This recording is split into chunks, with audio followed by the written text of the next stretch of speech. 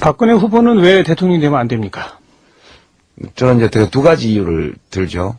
이게 뭐 적대 진영에 있으니까, 경쟁 진영에 있으니까 좀 공격이다 그렇게 볼 수도 있지만, 냉정하게 말씀드리면 첫 번째는 좀 무섭고요. 무서워요? 예, 두 번째는 걱정이 너무 많이 돼요. 무섭다는 건 왜 무섭습니까? 박근혜 씨가 대통령이 되면 사람들이 무지하게 감옥 갈 것 같아요. 우선 선거 과정에서 뭐 공격하고 비판하고 했던 사람들부터, 문재인 씨가 대통령이 되면 그럴 일 없을 것 같은데, 이 이야기는 집권 기간 내내 그런 일들이 반복될 거라는 뜻입니다. 보복할 거라고 보신다? 보복뿐만 아니라 권력을 휘두를 거라고 보신다? 예, 왜냐하면 안 하겠다고 계속 그러는데 지금. 논리나 말로 타인을 이렇게 설득하거나 이렇게 해내지 못하는 사람은 결국 힘을 쓰게 돼 있습니다. 그래서 그런 점이 좀 무섭고요. 이명박 대통령보다 훨씬 더 심할 거다 그렇게 봐요. 두 번째 걱정이 되는 거는 이분이 밝은 지도자가 아니에요. 이치에 밝은. 예. 그러니까 이치에 밝은 지도자라야 아래 사람이 속이지 못해요. 네네. 이 장관만 하더라도 삐끗하면 속거든요. 대통령이 되면 엄청나게 많은 문제들을 다뤄야 되는데. 그래도 아주 어린 시절부터 퍼스트레이디 역할도 하고 정치도 벌써 지금 90몇 년부터 오래 해왔고. 그건 의전이죠. 오선 의원도 해왔고. 오선 의원 하면서 입법을 제대로 한 게 있으니까 뭐 자기 브랜드 정책이 있어요. 그런 나름대로 어떤 경험과 경륜 같은 게 있지 않을까? 뛰어난 거는 있죠. 의전. 의전적인 면에서. 의전적인 면에서는 굉장히 뛰어나죠. 그러니까 국가 지도자에게 요구되는 의전적 그 행위 양식 이런 것들은 타인의 추종을 불허하죠. 예. 그러나 대통령이 뭐 다 알아야 되는 건 아니지만 어느 정도는 알아야 기본으로 속지 않을 정도. 어떤 것을 보고받았을 때 이것이 알겠습니다. 상식에 맞다 안 맞다는 판단할 수 있어야죠. 이게 저는 박근혜 씨가 대통령이 되면 소위 옛날 조선시대로 치면 환관 정치. 그러니까 호가호위하는 사람들이 좀 사리에 어두운 권력자를 이용해서 알겠습니다. 무섭고 겁이 난다. 그리고 겁이 걱정된다. 나고 걱정된다. 박근혜 전 대표와 제가 알기로는 뭔가 모종의 딜을 시도했던 것으로. 제가 그 얘기 해도 되나 모르겠는데 이제 정영근 씨가 한번 그 건보공단 이사장 네. 그분이 뭐 진보 쪽 인사 중에 대화해보고 싶은 사람이 있냐 했을 때 저를 꼽았어요. 그 신문에 한번 났는데 그게 왜 그렇게 됐냐 하면 사실 둘이 친하거든. 오, 네. 정영훈과 유시민이 친하다. 예. 어쩌다가. 조사실에서 혹시 만나실 사이 아니요. 둘이 이제 술도 몇 번 먹고 호텔에서 만나는 건 아니죠, 방에서. 네, 호텔 식당에서도 만났고요. 아니요, 호텔방. 뭐 그런 묵주를. 아니, 정영근 의원이 우리 정치사에 가장 큰 즐거움을 준 거는 호텔방에서. 네, 묵주를 필리핀에서 수입했던가요?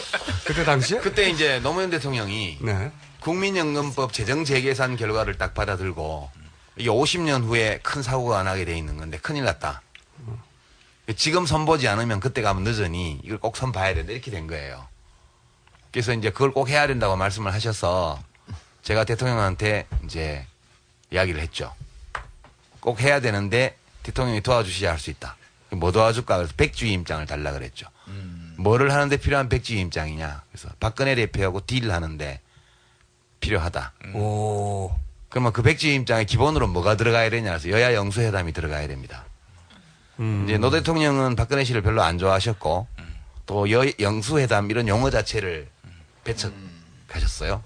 구시대 관념이라고. 근데 이 문제를 해결할 사람은 한나라당 박근혜 대표밖에 없으니 뭔가를 줘야 된다. 이명박 씨하고 대권 경쟁을 막 이제 본격화하기 직전 상황이었기 때문에 박근혜 씨로 하여금 국가를 경영할 수 있는 결단력의 소유자임을 나타낼 수 있는 어떤 이벤트를 만들어주는 조건 정도가 있어야 이 국민연금법 문제에 관한 여야 합의를 도모할 수 있다. 이렇게 해서 영수회담을 해주기로 했고 그것을 포함해서 다른 요구도 있으면 다 들어주겠다.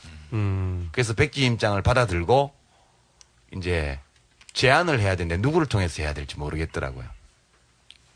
그래서 국정원 라인을 가동을 했죠. 누구를 넣으면 제일 좋을까. 그래서 정상적인 국정원의 이 정책 보좌 기능입니다. 그래서 답이 온 게 정영근이라고 답이 와서 제가 정영근 씨 의원을 만나서 제안을 했고 그 양반이 박근혜 씨를 찾아가서 이야기를 해서 성사가 됐어요. 협상이. 그래서 2006년 틀렸네요, 일단. 예, 2006년 4월부터 6월까지 2달간 비밀 협상을 했죠. 오. 그 당시 열린우리당 의원들을 통해서 의원 입법 발의를 하기 전에 입법안을 만들어서 2달 동안 예, 2, 3일에 한 번씩 제가 직접 그쪽 대리인을 만나서 그런 정치적 조건을 포함해서 법안의 내용까지 포괄적인 협상을 진행을 했습니다. 이거 처음 말씀하시는 거죠? 이거. 예, 합의가 거의 다 됐어요. 6월 중순쯤에. 그랬는데 결국은 깨졌죠. 그때가 6월 말이 박근혜 대표 임기 종료라서 그 전에 합의를 해서 영수회담을 해야만 돼요. 내가 설득한 논리는 이걸 하면 이명박 씨보다 한 등급 높아지기 때문에 가능성이 높아진다. 이렇게 한 거죠. 한나라당의 대표가 예. 후보가 될. 그리고 이제 정영근 씨가 그 점에 대해서 공감을 했기 때문에 가서 건의를 했고 성사가 됐던 거죠. 근데 결국 그게 이제 결렬이 됐는데 그 당시 박근혜 대표를 대리해서 나온 협상 대표가 지금 기재부 장관하는 박재환 씨하고요. 국회의원. 윤건영 의원 두 사람이었습니다. 박재환 씨가 주무를 했는데요. 그때 한나라당이 어르신들한테 월 20만 원 이상씩 그냥 500만 명한테 다 주는 기초연금법을 주장을 할 때예요. 그게 예산 소요가 12조 원 정도 되는 거였고 연간. 우리가 낸 기초노령연금법은 3조 2천억짜리였고 그 7조 원 내지 8조 원 차이가 나는 거였죠. 매 그렇게 들어간다는 예, 거죠. 매년. 그랬는데 이제 끝내 결렬이 됐어요. 합의가 안 됐어요. 영수회담도 결국은 없는 일이 되고. 그래서 내가 이해를 할 수 없어서 나중에 이제 왜 결렬되었는지 박근혜 대표가 거부했는지 알아봤는데 박근혜 대표의 마지막 멘트가 그랬다고 그래요. 우리 한나라당 안으로 할 때나 정부 안으로 할 때나 3천억밖에 차이가 안 난다는데 3천억 원밖에 왜 우리 안대로 안 해주냐 이랬다는 거예요. 7조 차인데 3천억이라고. 예. 제가 그때 보면서 아, 이 사람이 안 되겠구나. 안 되는 이유는 협상 대표로 나온 사람이 허위 보고를 했다 하더라도 어떤 이유에 의해서든 그건 동계산을 뽑아보면 350만 명한테 월 9만 원씩 주는 거 하고 그죠? 500만 명한테 월 20만 원씩 주는 거 하고 돈 차이는 산수만 하면 다 해요. 어떤 이유인지 모르지만 합리적인 정책 판단 능력이 거의 없다. 는 거를 제가 그때 많이 느꼈고. 아, 박 대표가? 예. 아. 그리고 이제 박재환 의원 경우에는 지금 이제 각하의 참모를 지내고 기재부 장관을 하고 있는데 우리나라 경제 송수 아닙니까? 옛날 경제보충이. 네네. 근데 맨날 공짜 점심은 없다고 요새 국민들 훈계하고 다니는데 그때 무슨 짓 했어요? 연간 12조 원 가까이 들어가는 걸 하자고 주장을 했잖아요. 그리고 도대체 가서 박근혜 대표한테 어떻게 보고를 했기에 대표가 그런 식의 판단을 하냐는 거예요. 그러고는 각하 참모로 갔을 때 내가 이 각하의 경제정책은 다 망하겠구나. 는 걸 직감을 했고 지금 기재부 장관이 되어서 나라 경제를 아주 엉망으로 만들고 있죠. 그래서 제가 이런 경험들을 뭐 이거 말고도 공개해야 되지 않은 그런 국정운영과 관련된 에피소드는 많이 있는데 박근혜 씨는 참 어렵겠다.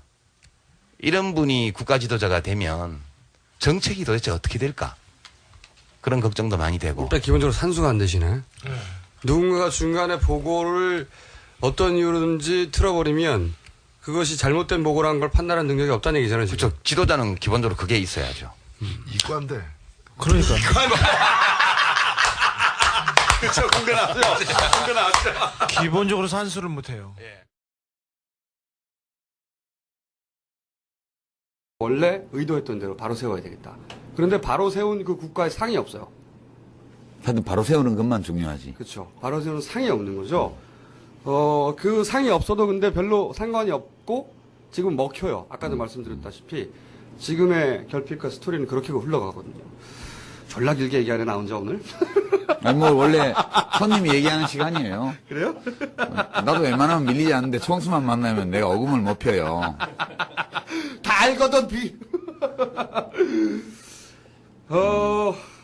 그래서 저는 이번 대선이 어떤 대선이 될 거라고 생각하냐면 문재인의 사사롭지 않음과 박근혜의 사사롭지 않음이 부딪히는 싸움이다. 근데 그렇게 생각하면서 왜 나보고 무슨 대통령에 도전하라고 하고 왜 그랬어요? 좀 이따 얘기할게요. 지금 문재인 얘기하니까.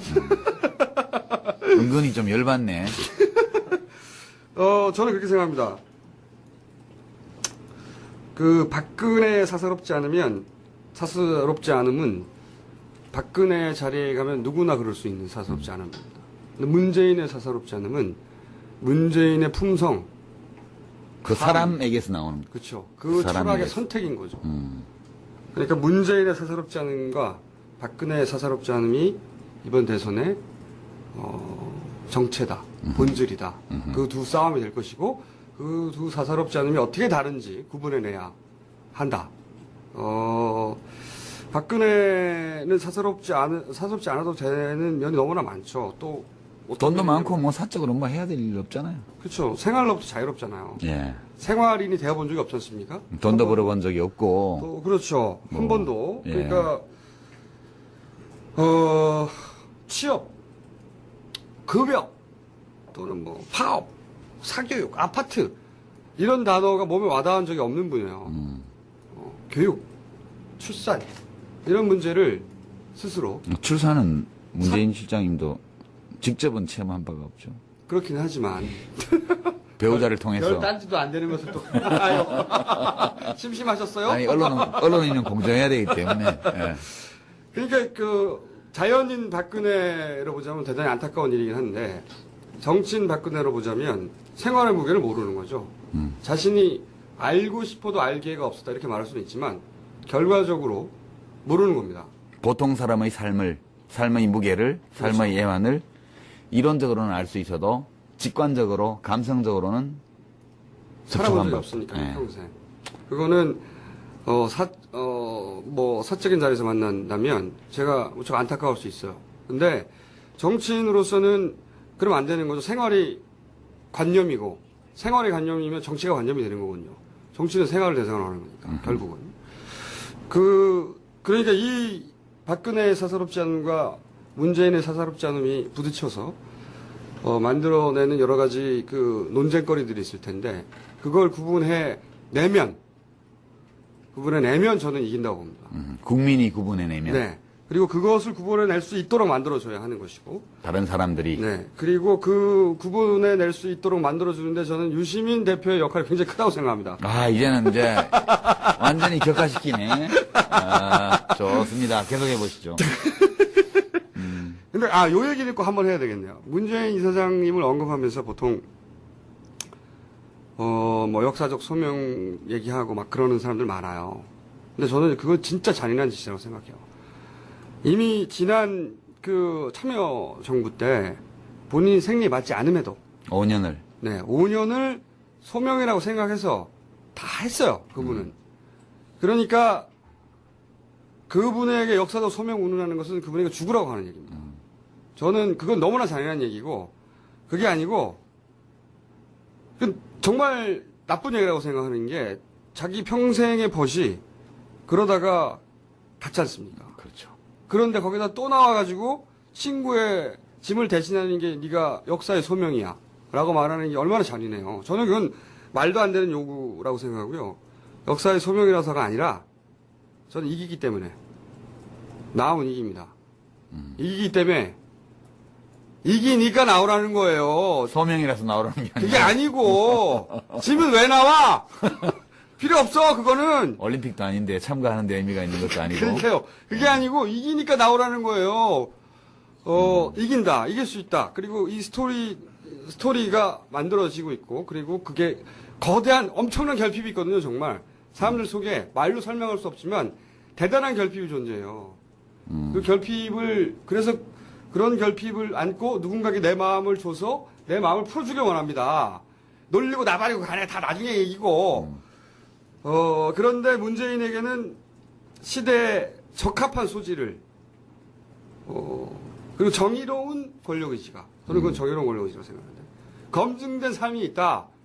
그러니, 박근혜와 사사롭지 않음의 대결이 가능한 유일한 정치인이고, 현재 속과. 본인은 아직 정치인으로 생각 안 하시겠지만, 그리고 이길 수 있다, 결국은.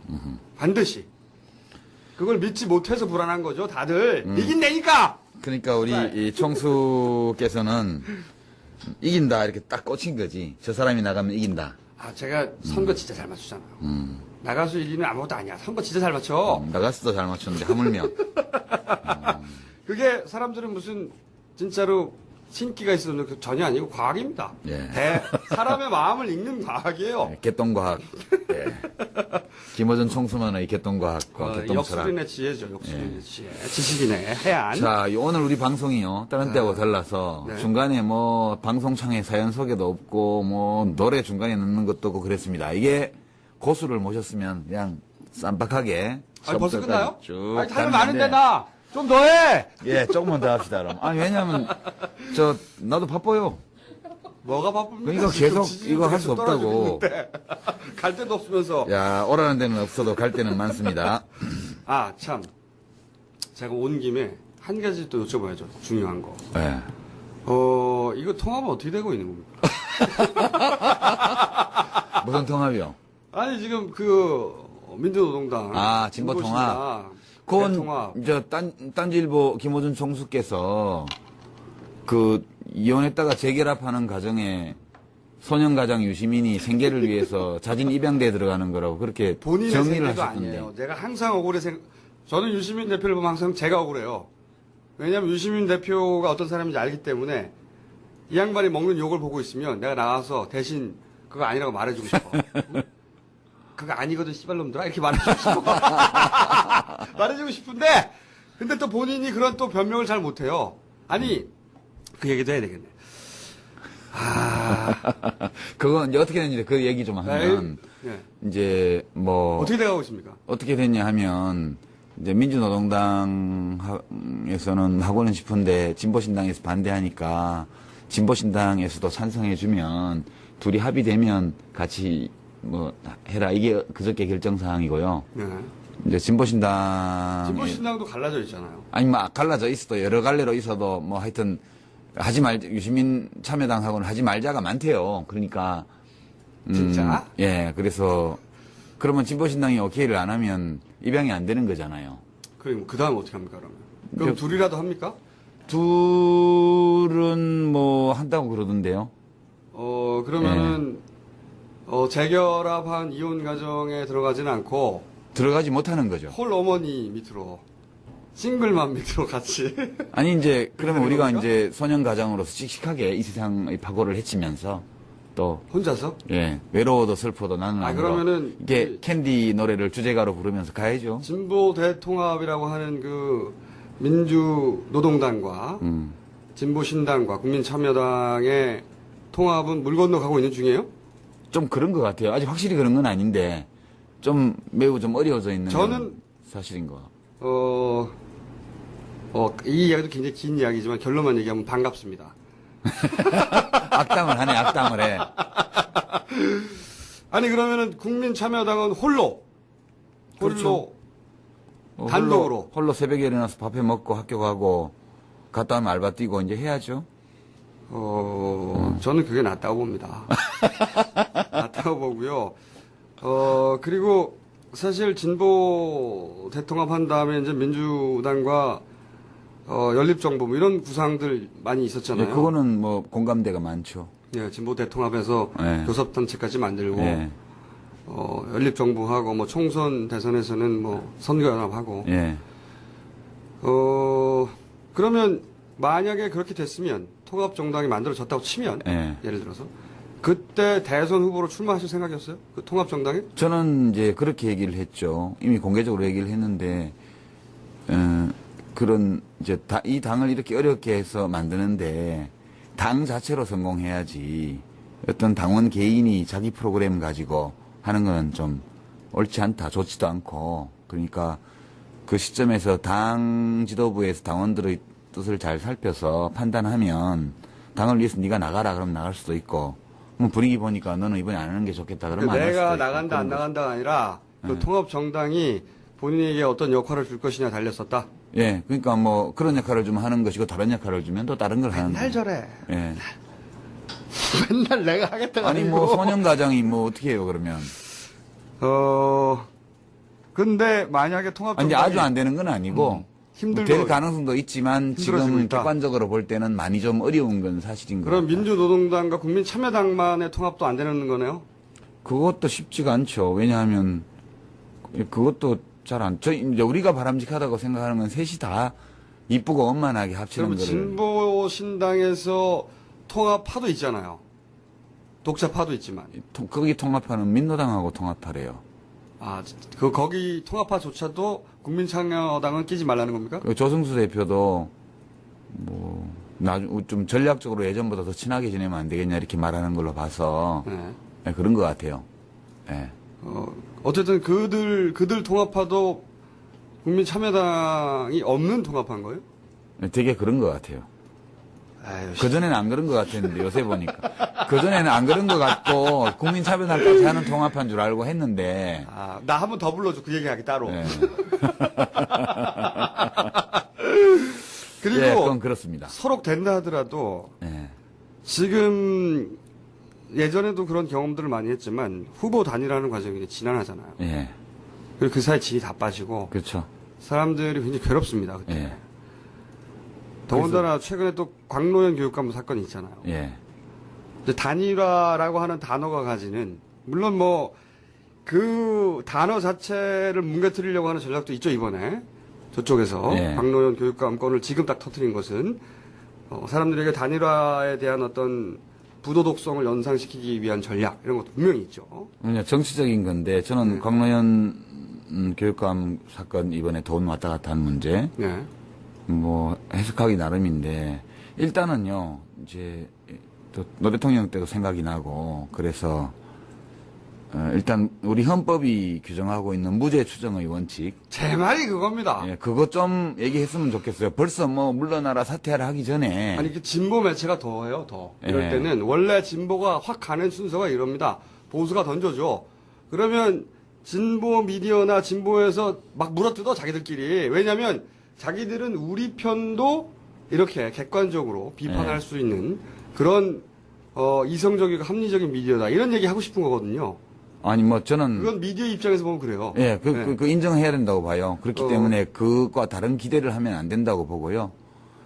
이제 현실을 현실로 인정하는 거죠. 근데 예. 이 얘기는 내가 하는 게 더 편할 것 같아요. 비슷한 생각인 것 같으니 들어보니까. 왜냐하면 매체를 욕하는 거기 때문에. 아, 예, 고맙습니다. 네, 아. 저도 또 정확하게. 같은 언론인끼리 한번 하시죠, 뭐. 네. 예. 진보 매체들이 그러는 건 제가 보기엔 비겁해서 그런 거예요. 비겁한 게 왜 비겁한 거냐면, 사실관계를 정확하게 확인할 때까지, 그러니까 대가성을 확인할 때까지, 예. 물러나면 안 됩니다. 제가 보기에는. 이게 기본적으로, 보궐선거 전에 사퇴시켜서 부패한 교육감과 보수의 가치를 지키고 간 서울시장을 묶어서 보궐선거에서 한꺼번에 교육감과 서울시장을 먹으려고 하는 구도거든요, 기본적으로. 뭐 그건 잘 저는 모르겠지만. 저는 그렇게 말할 수 있죠, 예. 혼자서. 소설입니다. 그런 프레임인데, 그렇다고 해서 광노현 교육감이 잘했다는 게 아니에요. 예. 잘했다는 게 아니죠. 아니에요. 예. 그러면 그 사실관계가 명확하게 드러나고 대가성이 인정될 때까지는 그 자리를 지키고 있어야 됩니다. 그러니까 지금 해야 되는 진보 미디어가 혹은 민주당도 등신들어. 민주당도 마찬가지고 지금 해야 하는 것. 박근혜 후보는 왜 대통령이 되면 안 됩니까? 저는 이제 두 가지 이유를 들죠. 이게 뭐 적대 진영에 있으니까 경쟁 진영에 있으니까 좀 공격이다 그렇게 볼 수도 있지만 냉정하게 말씀드리면 첫 번째는 좀 무섭고요. 무서워요? 예, 두 번째는 걱정이 너무 많이 돼요. 무섭다는 건 왜 무섭습니까? 박근혜 씨가 대통령이 되면 사람들이 무지하게 감옥 갈 것 같아요. 우선 선거 과정에서 뭐 공격하고 비판하고 했던 사람들부터 문재인 씨가 대통령이 되면 그럴 일 없을 것 같은데 이 이야기는 집권 기간 내내 그런 일들이 반복될 거라는 뜻입니다. 보복할 거라고 보신다? 보복뿐만 아니라 권력을 휘두를 거라고 보신다? 예, 왜냐하면 안 하겠다고 계속 그러는데 지금. 논리나 말로 타인을 이렇게 설득하거나 이렇게 해내지 못하는 사람은 결국 힘을 쓰게 돼 있습니다. 그래서 그런 점이 좀 무섭고요. 이명박 대통령보다 훨씬 더 심할 거다 그렇게 봐요. 두 번째 걱정이 되는 거는 이분이 밝은 지도자가 아니에요. 이치에 밝은. 예.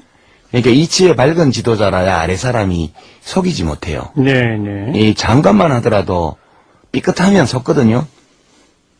대통령이 되면 엄청나게 많은 문제들을 다뤄야 되는데 그래도 아주 어린 시절부터 퍼스트레이디 역할도 하고 정치도 벌써 지금 90몇 년부터 오래 해왔고 그건 의전이죠. 오선 의원도 해왔고 오선 의원 하면서 입법을 제대로 한 게 있으니까 뭐 자기 브랜드 정책이 있어요. 그래도 나름대로 어떤 경험과 경륜 같은 게 있지 않을까요? 뛰어난 거는 있죠. 의전. 의전적인 예산 소요가 12조 원 정도 되는 거였고 연간. 우리가 낸 기초노령연금법은 3조 2천억짜리였고 그 7조 원 내지 8조 원 차이가 나는 거였죠. 매해 그렇게 들어간다는 예, 거죠. 매년. 그랬는데 이제 끝내 결렬이 됐어요. 합의가 안 됐어요. 영수회담도 결국은 없는 일이 되고. 그래서 내가 이해를 할 수 없어서 나중에 이제 왜 결렬되었는지 박근혜 대표가 거부했는지를 알아봤는데 박근혜 대표의 마지막 멘트가 그랬다고 그래요. 우리 한나라당 안으로 할 때나 정부 안으로 할 때나 3천억밖에 차이가 안 난다는데 3천억 원밖에 왜 우리 안대로 안 해주냐 이랬다는 거예요. 7조 차인데 3천억이라고. 예. 제가 그때 보면서 이 사람이 안 되겠구나. 안 되는 이유는 협상 대표로 나온 사람이 허위 보고를 했다 하더라도 어떤 이유에 의해서든 그건 동계산을 뽑아보면 350만 명한테 월 9만 원씩 주는 거 하고 그죠? 500만 명한테 월 20만 원씩 주는 거 하고 돈 차이는 산수만 하면 다 해요. 어떤 이유인지 모르지만 합리적인 정책 판단 능력이 거의 없다. 는 거를 제가 그때 많이 느꼈고. 아, 박 대표가? 예. 그리고 그리고 이제 박재환 의원 경우에는 지금 이제 각하의 참모를 지내고 기재부 장관을 하고 있는데 우리나라 경제 총수 아닙니까? 옛날 경제부총리. 네네. 근데 맨날 공짜 점심은 없다고 요새 국민들 훈계하고 다니는데 그때 무슨 짓 했어요? 연간 12조 원 가까이 들어가는 걸 하자고 답이 와서 제가 정영근 씨 의원을 만나서 제안을 했고 그 양반이 박근혜 씨를 찾아가서 이야기를 해서 성사가 됐어요. 협상이. 그래서 채널이 2006년 틀렸네요, 일단. 예, 2006년 4월부터 6월까지 2달간 비밀 협상을 했죠. 오. 그 당시 열린우리당 의원들을 통해서 의원 입법 발의를 하기 전에 입법안을 만들어서 2달 동안 2, 3일에 한 번씩 제가 직접 그쪽 대리인을 만나서 그런 정치적 조건을 포함해서 법안의 내용까지 포괄적인 협상을 진행을 했습니다. 이거 처음 말씀하시는 거죠, 이거? 예, 합의가 거의 다 됐어요. 6월 중순쯤에. 그랬는데 결국은 깨졌죠. 그때가 6월 말이 박근혜 대표 임기 종료라서 그 전에 합의를 해서 영수회담을 해야만 돼요. 내가 설득한 논리는 이걸 하면 이명박 씨보다 한 등급 높아지기 때문에 가능성이 높아진다. 이렇게 한 거죠. 한나라당의 대표가 예. 후보가 될. 그리고 이제 정영근 씨가 그 점에 대해서 공감을 했기 때문에 가서 건의를 했고 성사가 됐던 거죠. 근데 결국 그게 이제 결렬이 됐는데 그 당시 박근혜 대표를 대리해서 나온 협상 대표가 지금 기재부 장관하는 박재환 씨하고요. 국회의원. 윤건영 의원 두 사람이었습니다. 박재환 씨가 주무를 했는데요. 그때 한나라당이 어르신들한테 월 20만 원 이상씩 그냥 500만 명한테 다 주는 기초연금법을 주장을 할 때예요. 그게 의전적인 면에서는 굉장히 뛰어나죠. 그러니까 국가 지도자에게 요구되는 의전적 그 행위 양식 이런 것들은 타인의 추종을 불허하죠. 예. 그러나 대통령이 뭐 다 알아야 되는 건 아니지만 어느 정도는 알아야 기본으로 속지 않을 정도. 어떤 것을 보고받았을 때 이것이 알겠습니다. 상식에 맞다 안 맞다는 판단할 수 있어야죠. 이게 저는 박근혜 씨가 대통령이 되면 소위 옛날 조선시대로 치면 환관 정치. 그러니까 호가호위하는 사람들이 그 좀 사리에 어두운 권력자를 이용해서 알겠습니다. 무섭고 겁이 난다. 그리고 겁이 나고 걱정된다. 걱정된다. 박근혜 전 대표와 제가 알기로는 뭔가 모종의 딜을 시도했던 것으로. 제가 그 얘기 해도 되나 모르겠는데 이제 정영근 씨가 한번 그 건보공단 이사장 네. 그분이 뭐 진보 쪽 인사 중에 대화해보고 싶은 사람이 있냐 했을 때 저를 꼽았어요. 그 신문에 한번 났는데 그게 왜 그렇게 됐냐 하면 사실 둘이 친하거든. 오, 네. 정영훈과 유시민이 친하다. 예. 어쩌다가. 조사실에서 혹시 만나실 사이 아니요. 둘이 이제 술도 몇 번 먹고 호텔에서 만나는 건 아니죠. 그 방에서. 네, 호텔 식당에서도 만났고요. 아니요. 호텔방. 뭐 그런 묵주를. 아니, 정영근 의원이 우리 정치사에 가장 큰 즐거움을 준 거는 호텔방에서. 묵주를 필리핀에서 수입했던가요? 그때 당시에? 그때 이제 노무현 대통령이 네. 국민연금법 재정 재계산 결과를 딱 받아들고 이게 50년 후에 큰 사고가 나게 돼 있는 건데 큰일 났다. 지금 선보지 않으면 그때 가면 늦으니 이걸 꼭 선봐야 된다 이렇게 된 거예요. 그래서 이제 그걸 꼭 해야 된다고 말씀을 하셔서 제가 대통령한테 이제 이야기를 했죠. 꼭 해야 되는데 대통령이 도와주셔야 할 수 있다. 뭐 도와줄까? 그래서 백지위 임장을 달라 그랬죠. 뭐를 하는데 필요한 백지위 임장이냐? 그래서 박근혜 대표하고 딜을 하는데 필요하다. 오. 그러면 그 백지위 임장에 기본으로 뭐가 들어가야 되냐? 그래서 여야 영수회담이 들어가야 됩니다. 이제 노 대통령은 박근혜 씨를 별로 안 좋아하셨고 또 영수회담 이런 용어 자체를 배척하셨어요. 구시대 관념이라고. 근데 이 문제를 해결할 사람은 한나라당 박근혜 대표밖에 없으니 뭔가를 줘야 된다. 이명박 씨하고 대권 경쟁을 막 이제 본격화하기 직전 상황이었기 때문에 박근혜 씨로 하여금 국가를 경영할 수 있는 결단력의 소유자임을 나타낼 수 있는 어떤 이벤트를 만들어주는 조건 정도가 있어야 이 국민연금법 문제에 관한 여야 합의를 도모할 수 있다. 이렇게 해서 영수회담을 해주기로 했고 그것을 포함해서 다른 요구도 있으면 다 들어주겠다. 그래서 백지 임장을 받아들고 이제 제안을 해야 되는데 누구를 통해서 해야 될지 모르겠더라고요. 그래서 국정원 라인을 가동을 했죠. 누구를 넣으면 제일 좋을까. 그래서 정상적인 국정원의 이 정책 보좌 기능입니다. 그래서 답이 온 게 정영